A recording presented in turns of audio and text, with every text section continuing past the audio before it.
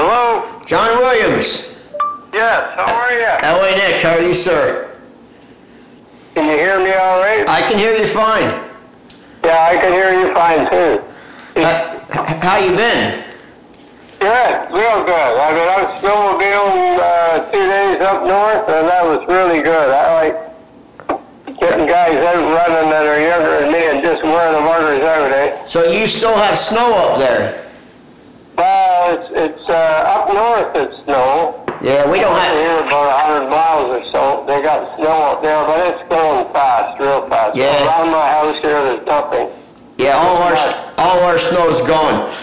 I gotta tell you one thing, John. The first time that I saw when you were running the Benelli Say, and I think you had already been world champion hill climber, correct? Yeah. So you got world champion on the Honda, right? The Honda 500. Yes, I did. And then I remember an article in a magazine about could you keep going?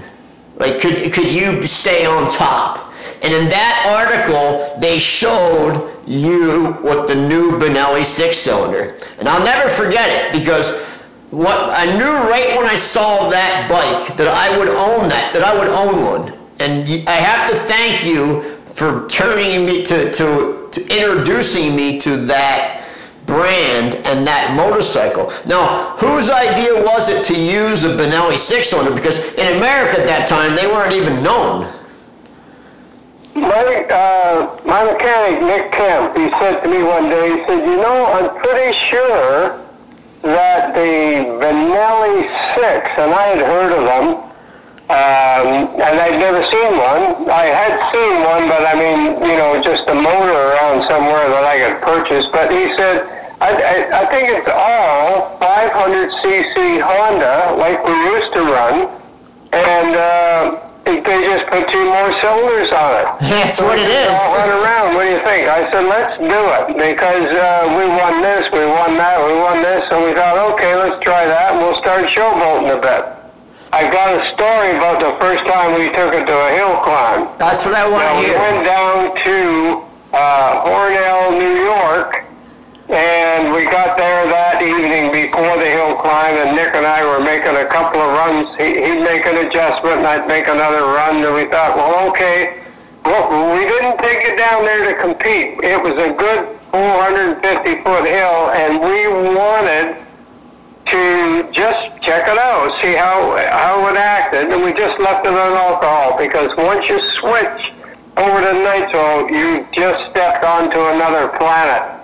All the rules go right out the window. So anyways, the hill climb's over. I asked the referee, I said, do me a favor, would you let me and Nick take a run with the bike? We're going to run the 6-cylinder. And Nick's girlfriend was at the top of the hill, and I'm pretty sure it's on film.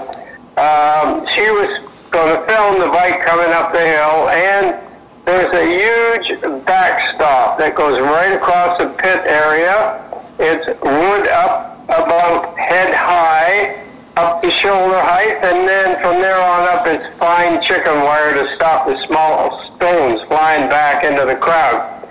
So anyways, everybody was heading out, and I looked around this backstop and we pushed the bike over, and nothing. There was not a soul there, just Nick and I in the pit. We fired it up, and man, it was hurrah, hurrah, hurrah, hurrah. I turned around, and there was wall-to-wall heads right across the backstop. And there was people in their cars and on their motorcycles.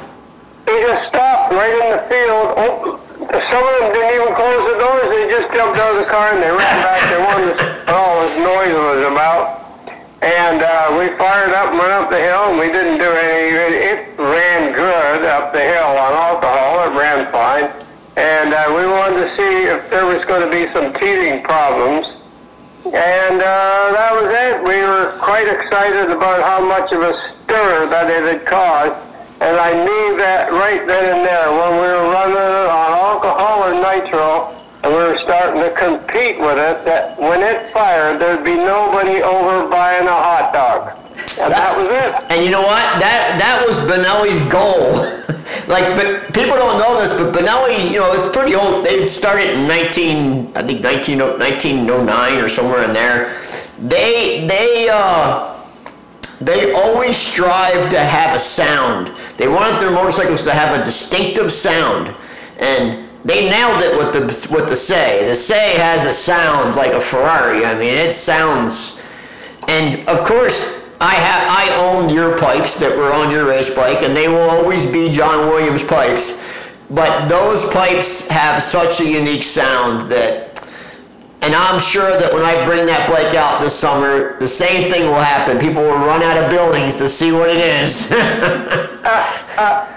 I played that over and over for people up there at the Snowville dealers. I was showing him, and everybody was quite impressed. I said, it sounds really wild, but you should have heard it. Even when I come home, my wife said, oh man, it sounds good to hear them running.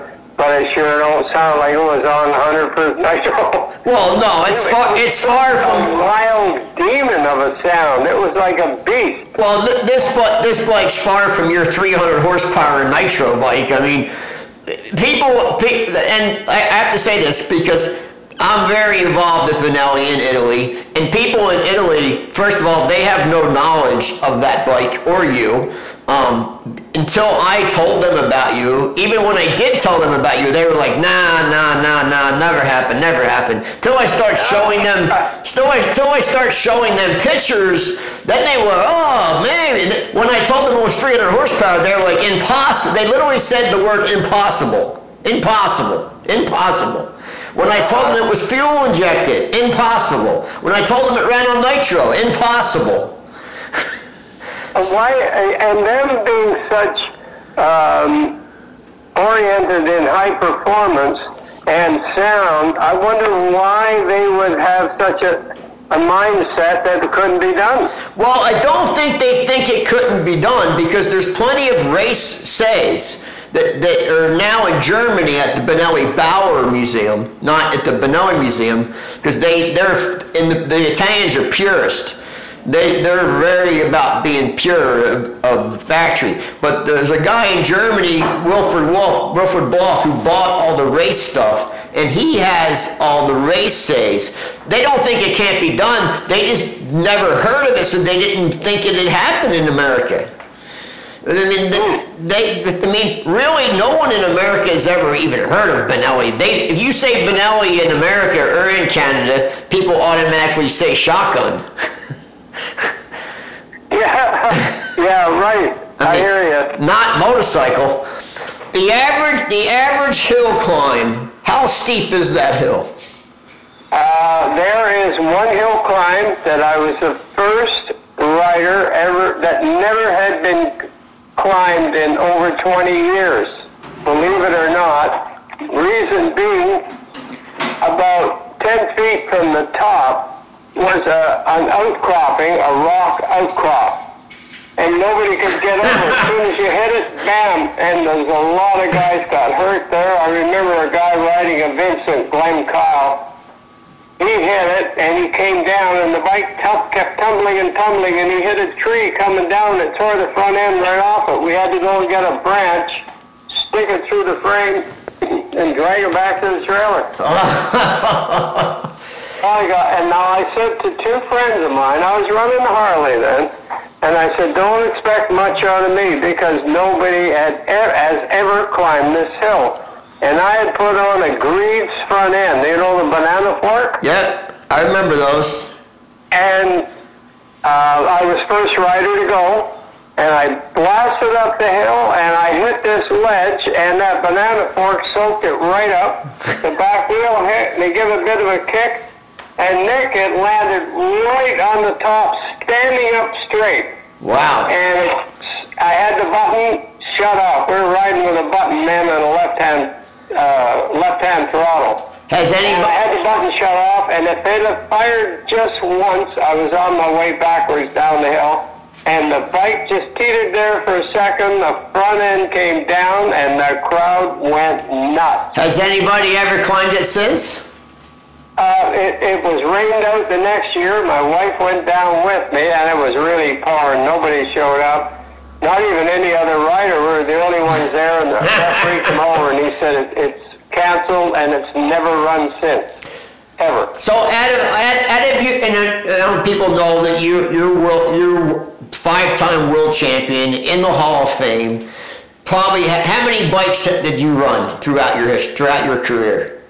Well, I ran an Indian for a guy, a 45 cubic inch Indian for a guy out of Rockford, Illinois, and then another guy asked me to run his bike out of Lock Haven, Pennsylvania, and then another, because my bike was, I didn't have the right person on it to make it go all of those first 10 years. Well, you I won one hill climb, for God's sake. I know, and I've read that. In your first 10 years of your career, you only won, I think in the first 9 years, you never won anything.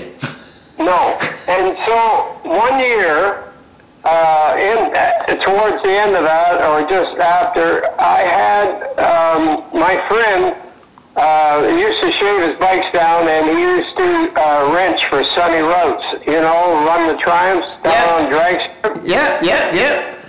Yeah, well, he wrenched for him, and he was the guy that got them really going on the nitro, eh?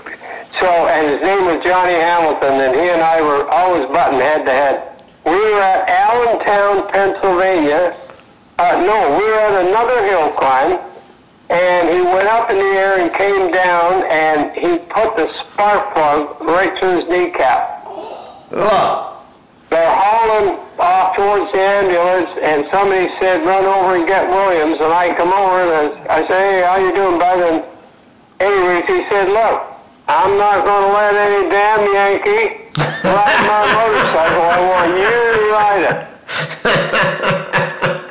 I rode it the next weekend, and I thought, holy Jesus, is this what a hill climb is supposed to run like? And I won the hill climb. So I want to ask you about some tech questions, and I know that Nick Kemp was your builder.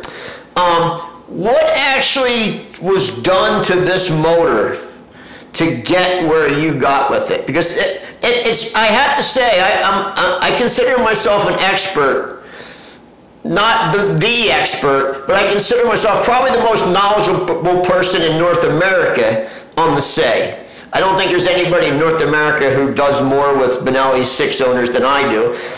And for you to get the power you got us and burn nitro, what was actually done to that motor? Okay, we'll start off the bat. Nick said to me, he said, look, we've done all the proof that it'll hold together, not the Say, but the 504. Now, I have to put a little story in here. Nick had to go to Japan for 3 seasons. My wife took over as chief pit crew.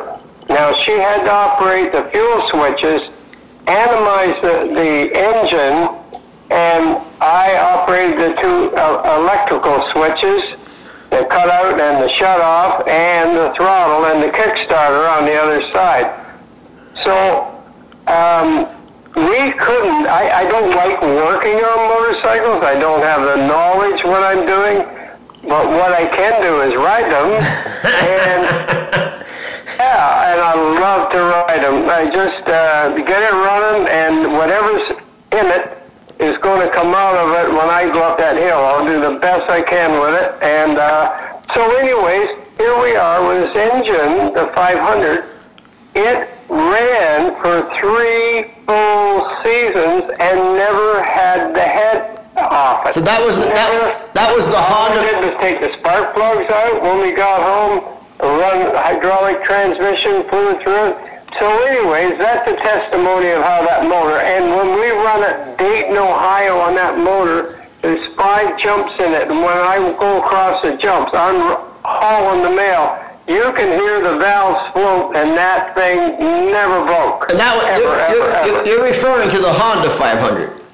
Referring to the Honda. So right. Now we have the Honda 4-cylinder, with 2 extra cylinders on it, and we got all the racing parts that stayed together in the floor. So what we did is we ordered 2 Hillborn fuel injectors for it, 4 and 4, and that it bolted right on to the center cylinders, and the 2 outside ones we had to cut one in half and put 1 injector on either end. So now it was all Yoshimura equipped. So when I took the motor apart, Nick was busy doing something at the other end of the shop. He said, go ahead and take it apart. I couldn't believe it. It was like a polished jewel inside. Yeah, Benelli goes crazy in there. Yeah, there's no rough casting, there's no rough channel ways, nothing. It was like a jewel. You could tell they loved that motor when they designed it to put it together the way they wanted to put it together. So here we are, a tried and true. We put all the Yoshimura stuff in it, fuel injected, and we started off with alcohol to get the injectors set in, and we had a Vertex magneto on. Now this magneto was for 6 cylinders, and it was so powerful, I took it down and had it tested after a season to see if anything was going a little wacky on it. And I went to lean on the bench, and the guy said, don't get away from that bench. If I just turn that thing, just a slight turn, and he showed me the spark jumped about 4 inches of blue lightning. So what brand magneto was this? It's a Vertex magneto. Okay. Down in Pennsylvania. And where did it mount? Where did it mount? Because I didn't see it. You can't really see it in some of these pictures. Where did it mount? Mounted right in behind the cylinders to the left side of the motor. So yeah. That's it. That's interesting because I see a lot of race says, and I haven't seen anybody use a mag on any of them. They all use electronic ignition. But you got to have something that'll burn all that fuel. When you're running the bike and you're just warming it up, you can actually wash your hands at the end of the exhaust pipe. That's how rich the fuel is. I'm serious. Dead serious. You could have put one of those spark plugs in the back of the pipes and blew flames 100 feet out. Yeah. Oh, yeah. I got another little story about that. So but anyway, before we go on, I want to ask you this. So I know you use Yoshimura connecting rods, correct? Yeah, Yoshimura rods, and we use the pistons. Oh, Nick made a set of pistons up for it, handmade.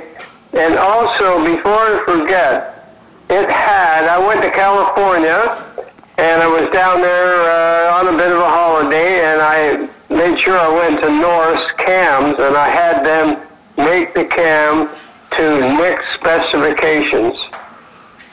And they ground the cam. Like, I took the cam down with me, and they ground it, and then they heat treated it and whatever they had to do, and they come back, and it worked really good. Do you know they still do it? Pardon? They still make it. They'll still do a cam for a Benelli, say. Oh yeah, you'll see on one of the pictures of the motor the Norris sticker on the side of it. Yeah, I actually got a hold of them, and they said, "Send us your cam. We'll weld and grind it." Yeah. They said they still have the specs. Anyways, what else did we do? We had valve springs. It was all valve springs, valves, guides. Everything was Yoshimura. So what? I seen a thing that you removed most gears out of the transmission, correct? Everything out except one gear. Which would be what? Second gear? If the gear that's in there, I can't tell you right now because I have forgotten.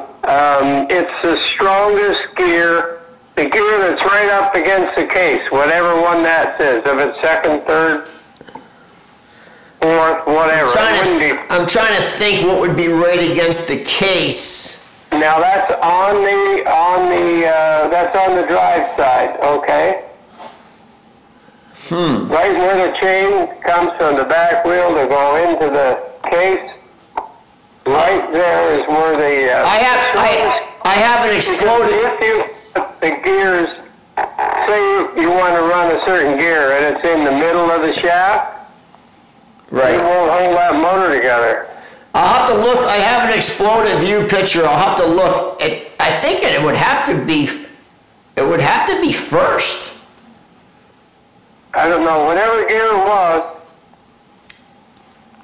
because you know, they want, when we're running hill climbers, you got to have them set so they run 100 mile an hour. And they get from 0 to 100 mile an hour in 4 feet. Well, you ain't doing that in first gear. It'd have to be second. Well, that's what I say. It's, first gear would never. No, it wouldn't happen. Yeah. And that motor, Nick figures it was turning 14,000. I believe that. I've seen says with cams in them hitting 14 grand. And with the 100 proof, and we ran straight out of the barrel with the nitro. We didn't mix it, or we put 10 ounces of propylene oxide in it, and most guys are putting 2 to 4, maybe 5. And we put 10 ounces. It's an exciter for the nitro. Okay, who actually made the pipes that were on that bike that I own now? They were made by ACS Engineering right down here in Toronto. So did they take the bike to make them? Oh yeah, they took the bike with the motor in it. Well, I'll tell you what. I've never heard the Italians.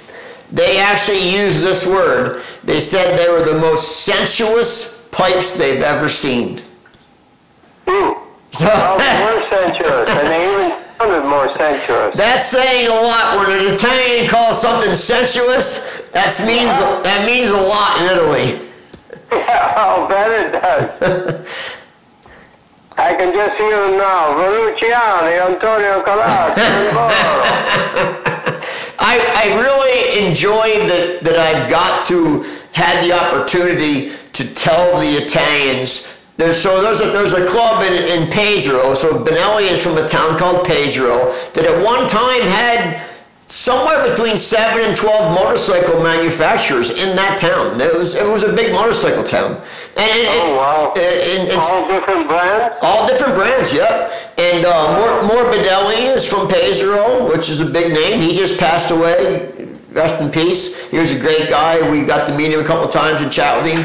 Benelli was from there. Moroni was from there. Benelli was from there. Motorbee. Those are quite a few motorcycle companies in Pesaro. But Benelli was the biggest factory. They had a big factory with a big test track. And people from now, back 5 generations, somebody in your family worked for Benelli. They were the biggest employee of the city. So it's a big thing there. It's bigger than you and I can imagine. So for somebody like you in Canada to all of a sudden be world champion hill climber running a Benelli Say, and they don't know about it, I had to make the bridge connect.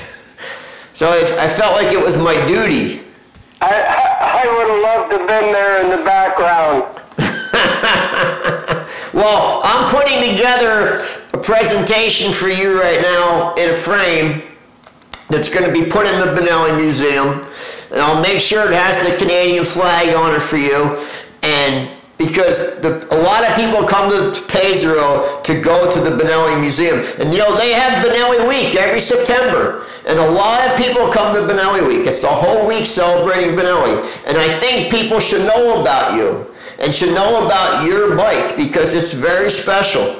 And it introduced the brand to a lot of people like myself. I never heard of Benelli and probably never would have if it wasn't for John Williams. And I mean that. I sincerely mean that. I saw you in a magazine and I said, I got to have one of those bikes.